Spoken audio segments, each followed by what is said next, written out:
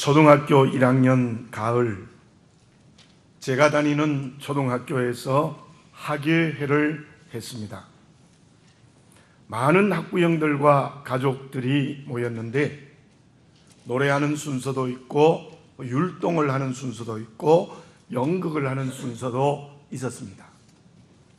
그런데 그 중에 1학년 학생들의 그림 그리기 시간이 있었습니다. 초등학교 1학년 5명이 아버지의 얼굴을 그리는 것이었습니다. 그런데 그 5명의 학생 중에 제가 뽑혔습니다. 지금도 기억에 생생합니다. 그림을 그리기도 전에 제 앞에 있는 도화지에는 아버지의 얼굴이 이미 그려져 있습니다. 제가 했던 것은 선생님의 지시에 따라 색칠을 하는 것이었어요. 얼굴에는 살갗 색깔을 칠하라 하면 살갗 색깔을 칠하고, 머리카락에는 검은색을 칠하라 하면 검은색을 칠하고, 입술에 붉은색을 칠하라 하면 붉은색을 칠하고, 넥타이를 맨 아버지의 모습이었는데 푸른색을, 하늘색을 칠하라 해서 그 색깔을 칠했습니다. 시간이 얼마 지나지 않아 아버지의 얼굴은 완성되어졌고, 제가 봐도 영락없는 저의 아버지였습니다. 5 학생이 그림을 들고 우리 많은 학부형들과 가족들 앞에 서서 그림을 드니 온 모여온 사람들이 크게 박수를 쳤습니다. 지금 생각해도 초등학교 1학년 때 학예회에서 제가 아버지의 얼굴을 그린 것은 공짜로 박수를 받은 것 같아요. 제가 한 것은 선생님의 말씀과 지시대로 색칠을 한 것밖에 없었습니다. 저는 지금도 그림을 잘 못 그립니다. 음악을 못하는 사람을 음치라 하는데 저는 거의 미치에 가까울 정도입니다. 그런데 아마 제 생애에서는 그때 그렸던 그림이 가장 잘 그렸던 그림이 아닌가, 그런 생각을 해봅니다. 그 그림으로 인하여 큰 박수를 받았던 기억이 잊혀지지 않습니다. 오늘 본문의 말씀 22절에 보면 그러므로 그것이 그에게 의로 여겨졌느니라, 그러한 말씀이 있습니다. 무엇으로 하나님이 아브라함을 의롭다고 인정해 주었는가? 그것은 아브라함의 믿음입니다. 하나님이 아브라함에게 어떤 약속을 하셨습니까? 여러 가지 약속을 했습니다. 본토 친척 아비 집을 떠나라, 가나안을 주겠다, 여러 약속이 있었지만 오늘 본문의 말씀의 배경이 되는 중요한 하나님의 약속은 하늘의 별보다도 바다의 모래보다도 더 많은 자손을 주겠다는 하나님의 약속이었습니다. 그리고 그 약속은 아브라함에게 이루어졌죠. 아브라함이 그 하나님의 약속을 믿음으로 말미암아 하나님이 의롭다고 여겨주신 것입니다. 아브라함이 의로워진 것이 아니라 하나님이 그 믿음 때문에 옳다고 인정해 주신 것입니다. 그 하나님의 약속이 어떻게 성취되어졌습니까? 물론 아브라함은 이삭이라는 한 아들밖에 낳지 않았지만 혈통적으로는 유대인들, 엄청나게 많은 유대인들이 되었고, 또 이스마엘을 통하여서 중동에 있는 많은 민족들도 역시 아브라함의 자손입니다. 거기다가 영적으로는 저와 여러분들, 예수 그리스도로 말미암아 구원받은 모든 사람들이 아브라함의 자손입니다. 앞으로도 주님 오실 때까지 아브라함의 자손은 계속해서 많아질 것입니다.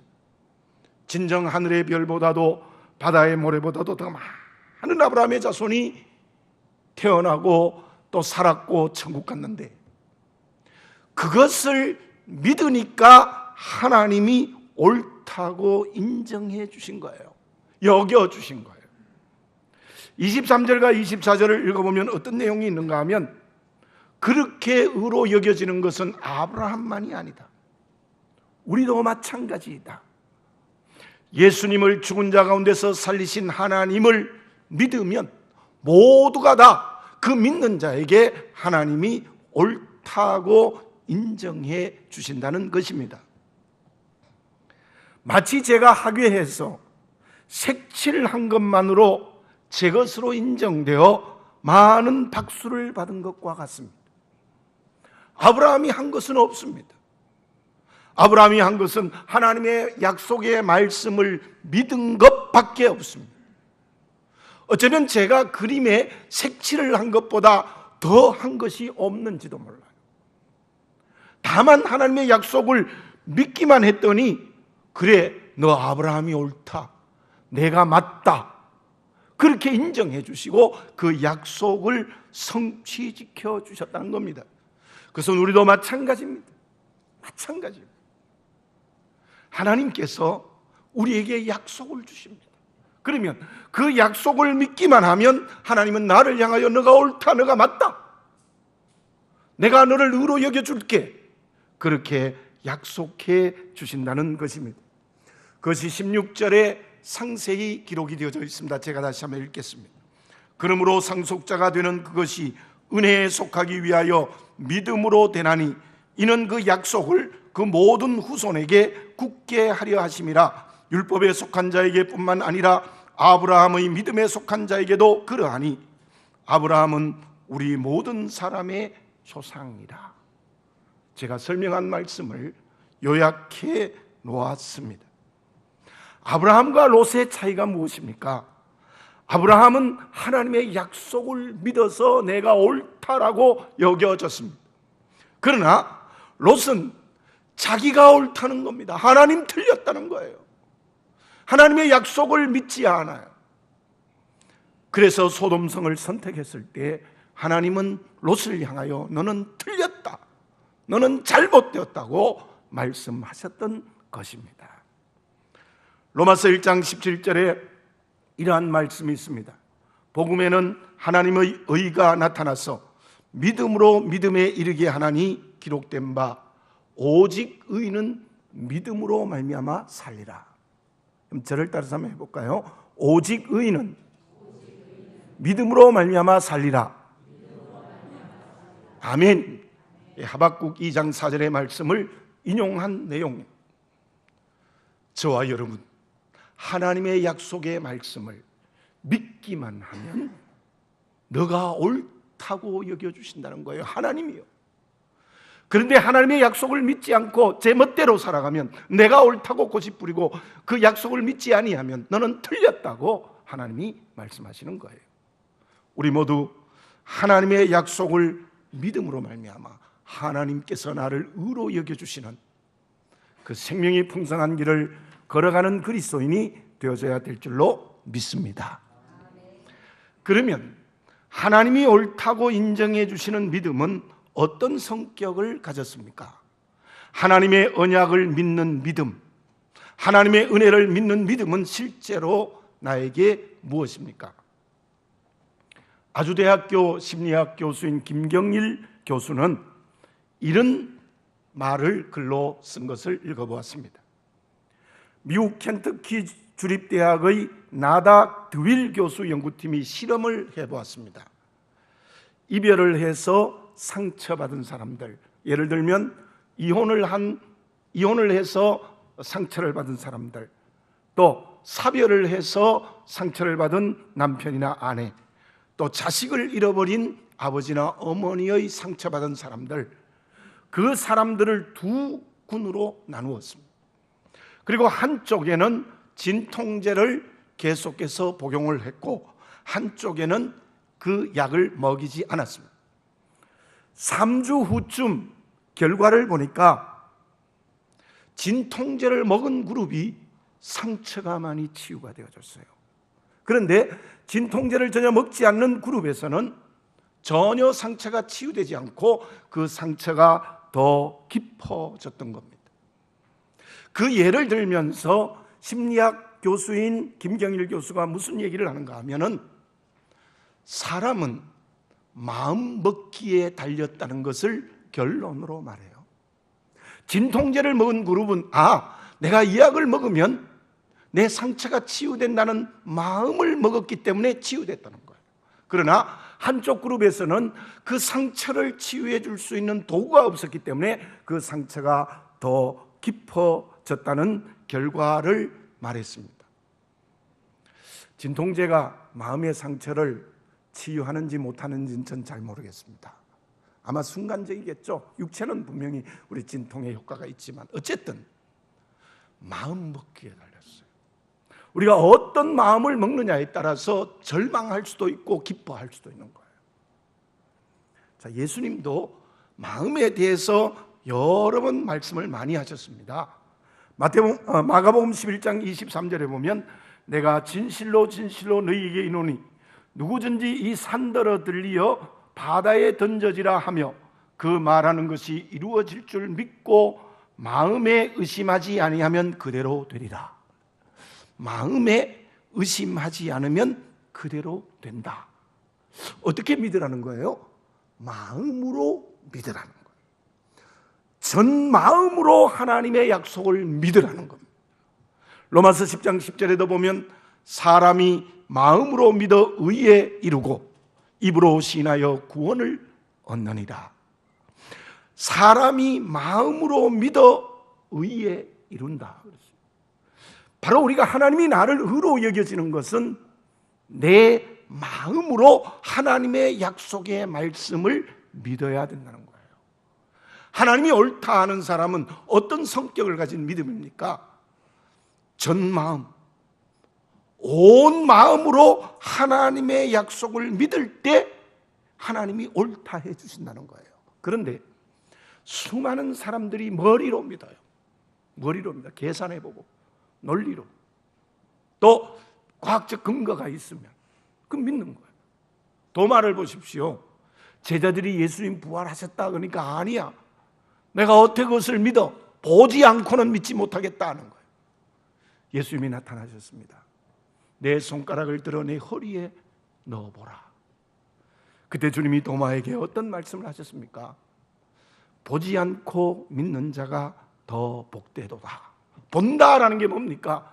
내 논리적 계산이 맞아야 되는 거예요. 내 이성적 판단이 맞아요. 물론 하나님은 그걸 함께 도구로 사용하기도 하지만, 그러나 아브라함의 믿음은 무슨 믿음인가 하면 마음으로 믿은 것이지 그걸 계산해서 믿은 게 아닙니다. 논리적으로 판단해서 과학적 근거가 되어 증명되니까 믿은 게 아니라는 겁니다. 아브라함이 별보다도 더 많은 자손, 바다의 모래보다도 더 많은 후손을 주겠다는 그 하나님의 약속을 마음으로 믿은 겁니다. 전 마음으로 믿었어요. 온 마음으로 믿었어요. 계산하지 않고 믿었다는 것입니다.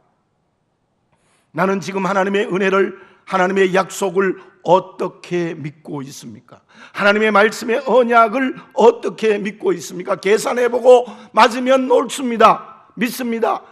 계산해보고 안 되면 아닙니다, 그렇게 말할 것입니까?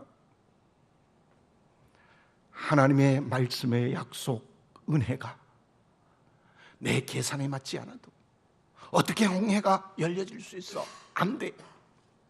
그렇게 생각하면 하나님이 옳다고 인정해 주지 않는 거예요. 하나님의 말씀의 약속은 무조건 아멘, 내 마음으로 전인격으로 믿는 겁니다. 그때 하나님이 우리를 옳다고 여겨주시는 은혜의 역사가 일어나게 되는 줄로 믿습니다. 자, 그렇다면 그 마음으로 믿는다는 것이 오늘 본문의 말씀 속에서 구체적으로 무엇이라고 말씀하고 있습니까? 17절을 제가 읽어보겠습니다. 기록된 바 내가 너를 많은 민족의 조상으로 세웠다 하심과 같으니 그가 믿은 바 하나님은 죽은 자를 살리시며. 마음으로 아브라함이 믿었다는 그 구체적인 내용이 무엇이냐 하면은 하나님은 죽은 자를 살리신다, 그렇게 말씀하신 거예요. 제가 19절을 읽어보겠습니다.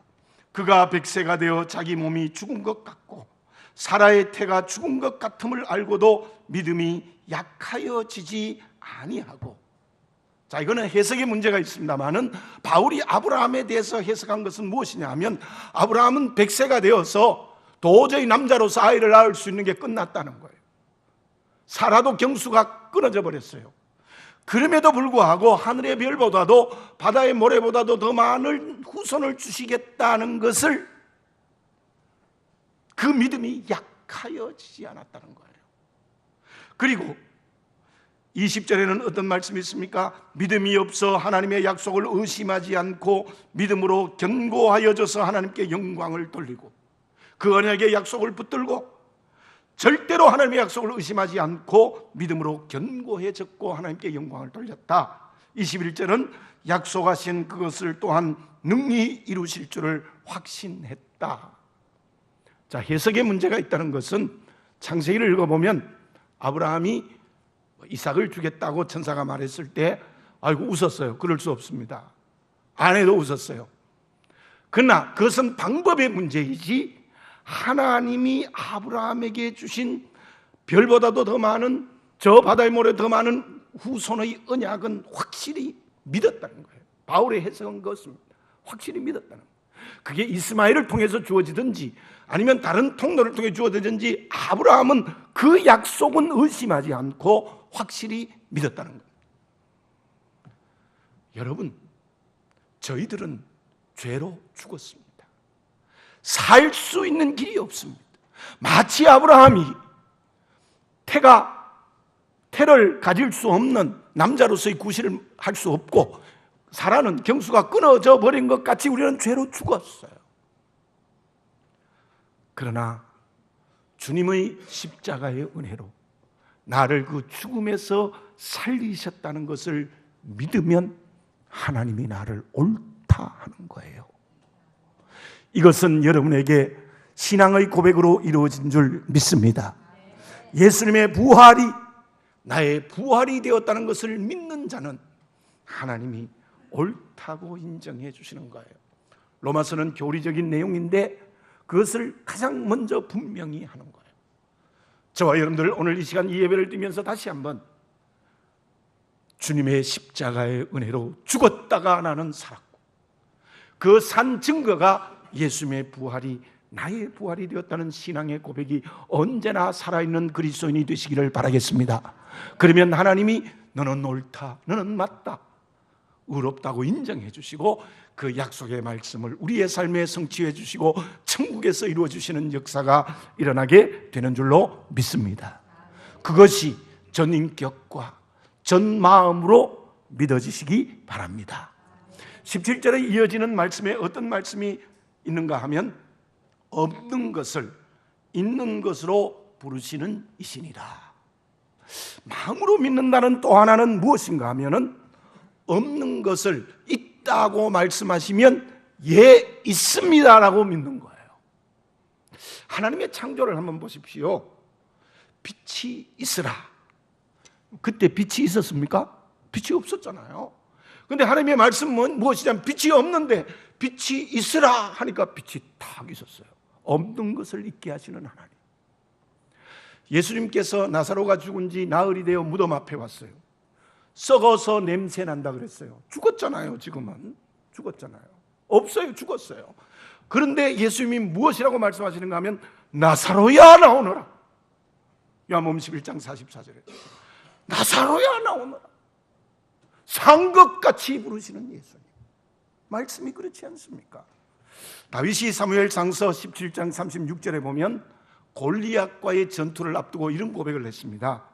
주의 종이 사자와 곰도 쳤은즉 살아계신 하나님의 군대를 모욕한 이 할례받지 않는 블레셋 사람 이리이까 그가 그 짐승의 하나같이 되리라. 보세요. 다윗의 믿음을 한번 보세요. 누가 다윗이 골리앗을 이긴다고 생각했겠습니까? 계산하면 논리적으로 판단하면 안 돼요. 졌어요. 이미요. 이길 수가 없어요.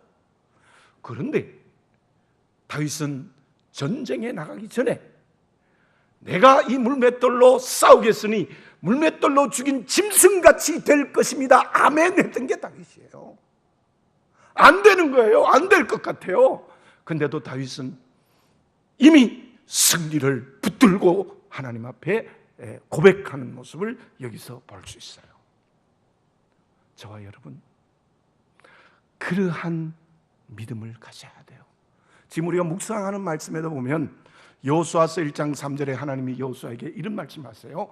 내가 모세에게 말한 바와 같이 너의 발바닥으로 밟는 곳은 모두 내가 너희에게 주었노니. 여러분들 저를 따라서 한 번 더 해볼까요? 내가 너희에게 주었노니. 과거형이에요.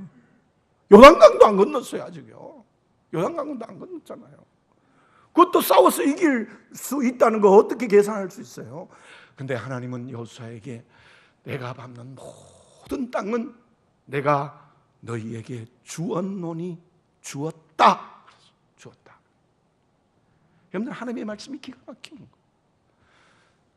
하나님의 말씀은, 하나님의 언약은 없는 것을 있게 하시는 말씀이 대부분입니다.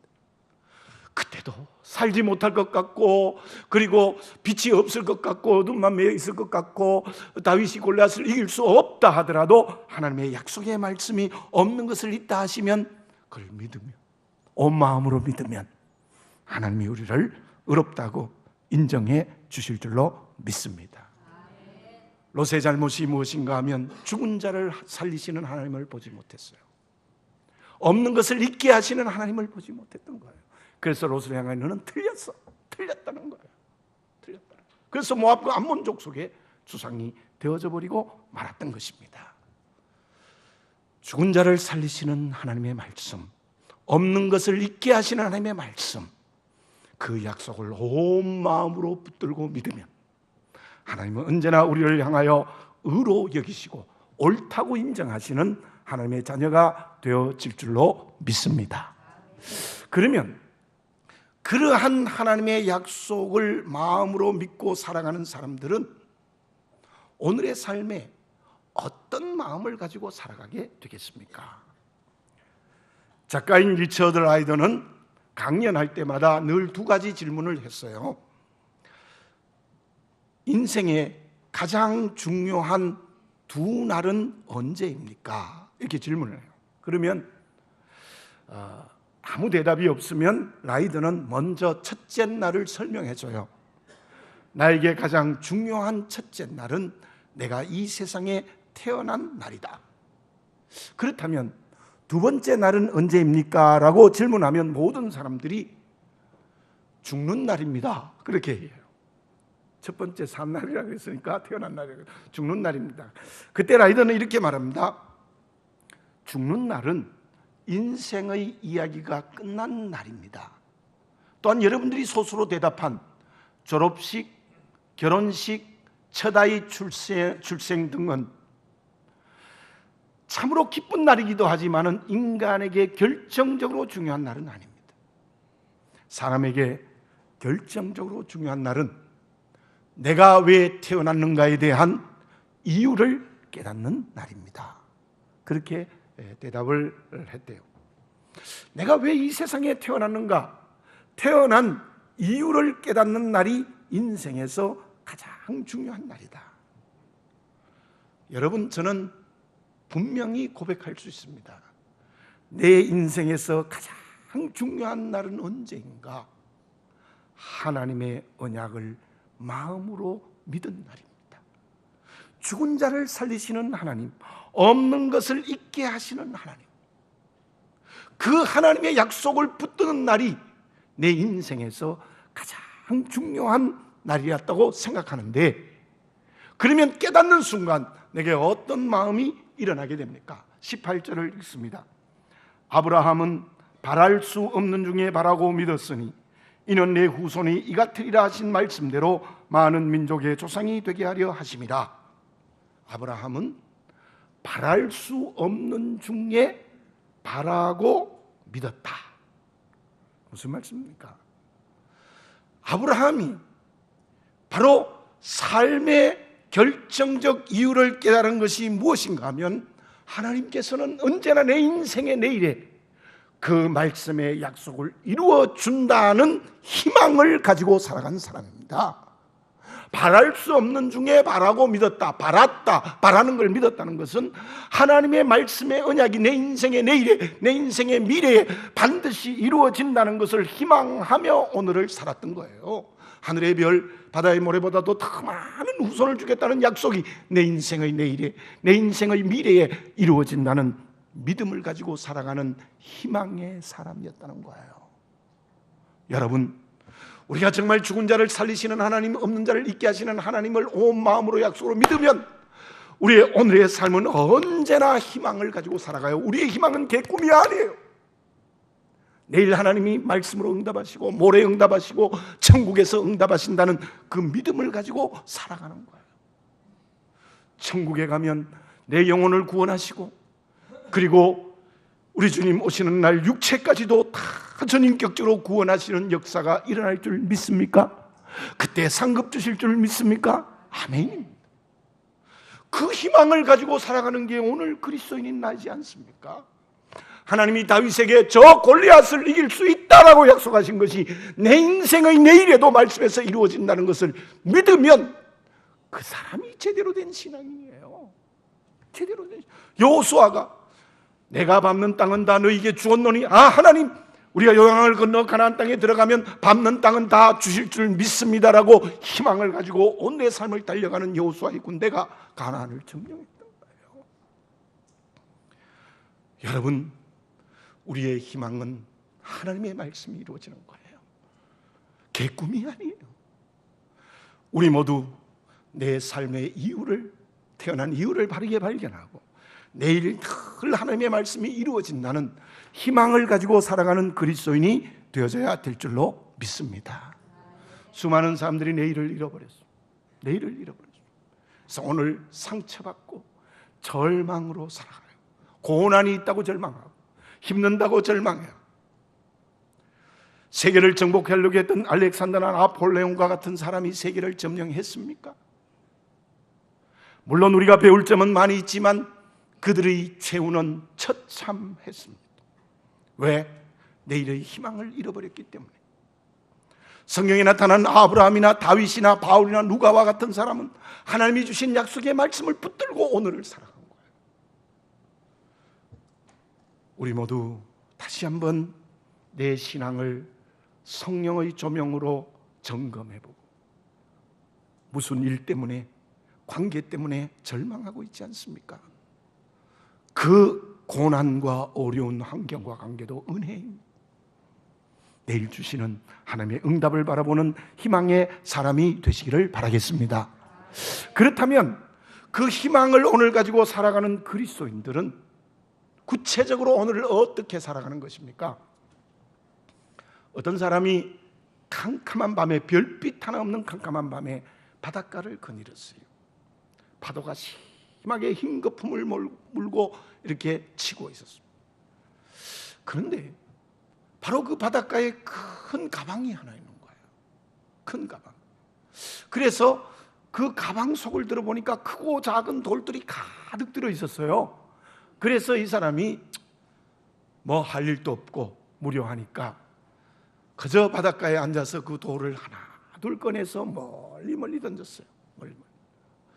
그러다가 드디어 돌을 다 던지고 한 개의 돌을 마지막으로 던지는 순간 새벽의 햇빛이 찬란하게 비쳤는데 그 돌이 반짝반짝 빛나는 거예요. 이상해서 뭔가 하고 자세히 보니 그 돌이 다이아몬드였어요. 다이아몬드. 땅을 치고 통곡할 일이지요. 밤새도록 그 크고 작은 다 버리고 마지막 작은 돌 하나 남았으니까. 그런데 이 사람의 훌륭한 점은 다시 생각했습니다. 나에게 이 한 개의 다이아몬드가 손에 있지. 이 다이아몬드를 내가 가치 있게 생각하고 살아가야 되겠다. 아마 만든 이야기겠죠. 우리의 인생의 오늘의 삶이 어떠냐? 다이아몬드를 바닷속에 멀리 던지고 살아가요. 그러나 마지막 한 개의 다이아몬드라도 이걸 가치 있게 알고 깨달으면 그 인생이 아름다운 거예요. 마지막까지 다 던져버리고 허무하다 그리고 죽어버리는 게 인생이지 않을까요? 그 다이아몬드는 나에게 무엇이겠습니까? 오늘 내게 주어진 모든 세상의 가치들입니다. 건강도 다이아몬드입니다. 자식도 다이아몬드입니다. 물질도 다이아몬드입니다. 걸을 수 있는 것도 다이아몬드입니다. 지위도 다이아몬드입니다. 말할 수 있는 것도 다이아몬드.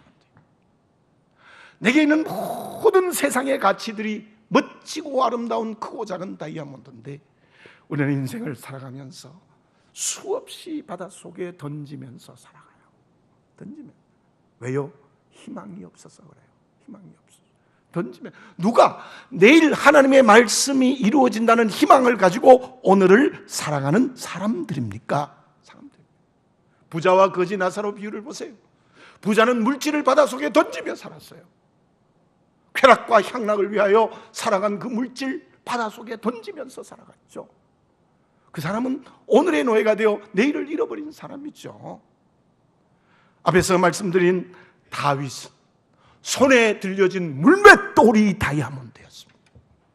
손에 들려진 물맷돌, 가치 없는 거였죠, 세상적으로.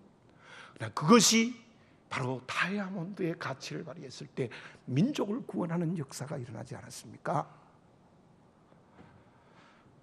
마리아 얘기를 합니다. 처녀의 몸에 성령으로 예수님을 잉태했어요. 돌에 맞아 죽어야 되고, 저 약혼한 요셉에게는 어떻게 해야 될까? 참으로 부끄럽기 그지없는 상황이었지만 내 몸에 잉태된 것은 성령으로 잉태된 것이라. 천사의 고지를 받고 마리아는 어떤 고백을 합니까? 말씀대로 이루어지이다.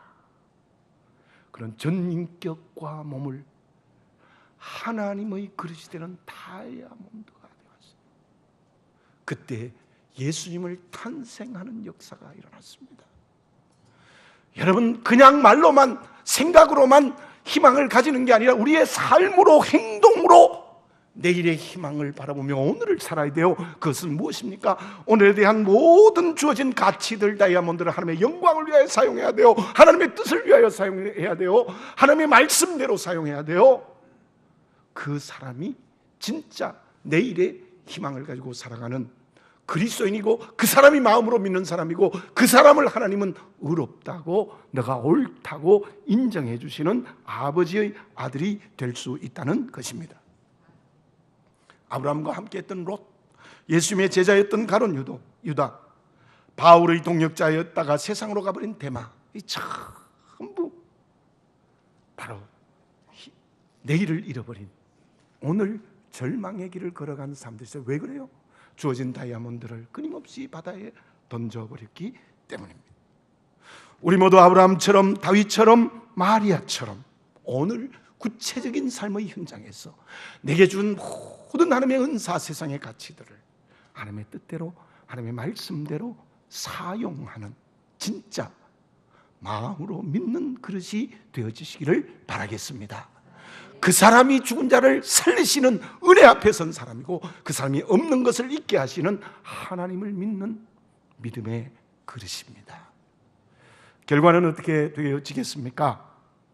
하나님의 의로 여겨진 그리스도인은 제가 지난주일에 드린 말씀처럼 16절 제일 처음에 하나님의 상속자가 된다 그랬어요. 하나님의 상속자가 된다. 아브라함이 하나님의 상속자가 되었습니다. 다윗이 하나님의 상속자가 되어졌습니다. 바울이 하나님의 상속자가 되어졌습니다. 여호수아에게 가나안 땅을 주신 하나님의 상속자가 되어졌습니다. 여러분, 제가 지난주에 드린 말씀의 제목처럼 하나님의 기업과 하나님의 혈통과 하나님의 모든 것을 상속받을 수 있는 사람이 누구냐? 그 사람은 하나님이 의롭다고, 옳다고, 맞다고 인정해 주시는 믿음의 사람인 줄 믿습니다. 밥 먼포드는 하나님과의 교통이라는 글에서 이런 글을 썼습니다. 우리에게 표적이 임하는 것은 하나님의 우리의 수준을 따라 만나주시는 것입니다. 그 표적은 고속도로에 달리는 표지판이나 내비게이션과 같은 것입니다. 뉴욕을 가기 위하여 고속도로 들어오면 뉴욕 100마일이라는 표지판을 보고 달리면 그 사람은 제대로 된 길에 들어선 사람입니다. 우리는 천국 가는 순례자들입니다. 무엇이 천국 가는 표지판이고 무엇이 천국 가는 내비게이션이겠습니까? 그것은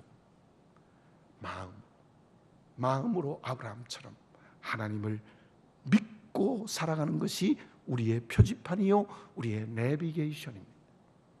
그것을 잃어버리면 하나님이 틀렸다고 합니다. 그러나 그것을 보고 천국 가는 사람들에게 하나님은 옳다고 말씀하십니다.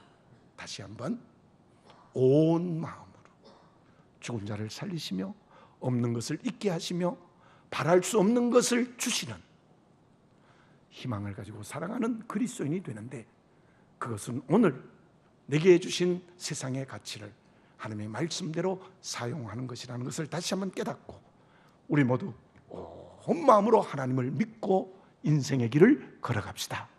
그때 아버지 하나님께서 나를 향하여 네가 옳다, 네가 맞다라고 하시는 멋지고 매력적인 인생의 길을 걸어가는 우리 모두가 되어져야 될 줄로 믿습니다. 기도드리겠습니다. 사랑하는 아버지 하나님, 나는 온 마음으로 하나님을 믿고 있습니까? 그때 하나님은 아브라함에게 말씀하신 것처럼 우리를 의로 여겨주시는 줄로 믿습니다.